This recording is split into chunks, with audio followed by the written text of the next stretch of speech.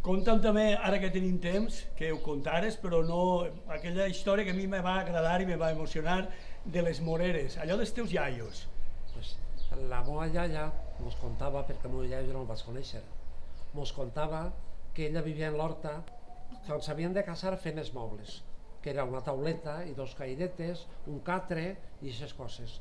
Però quan a cada fill que paria la dona, Que era xic, que era que igual fora... que xica, igual tenia. sí. Jo creia Plantaven que era... una rameta de morera, li picaven la punta, agafaven la rameta, li picaven la punta de baix i a la sèquia plantaven moreres. Sempre plantaven alguna més per si fallava alguna. I d'eixes rames, quan el xic quan venia el xica ja tenia 25 anys o l'edat convenient, la morera molt agraïda. D'eixes moreres estan fent la tauleta i les caires. Que bonic, és que és molt bonic això, perquè tenia tot un sentit. Este moble va néixer quan vaig néixer jo.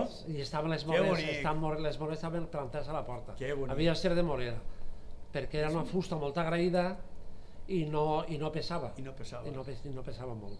Quantes coses, te dones compte de coses que hem perdut, la saviesa que s'ha deixat de recollir, perquè clar, si algun símbol té el poble és la morera, és la morera, és el seu arbre. Però si comptant, igual pot ser que fa 150 anys... Bueno, però és que nosaltres, molts anys, però és que és quan comença en realitat la història del nostre poble com a poble, quan les 4 o 20 barraques es reuneixen, perquè les alqueries estan disseminades, estan per al terme, però el que és el nucli, en el primer, el que avui en dia diguem carrer de la Iglesia, calle Cervantes, ahir naix Sedaví, i ahir naix la primera parròquia, i ahir, clar, després carrer de Felipe, carrer del mig, vull dir, és la història del nucli de Sedaví.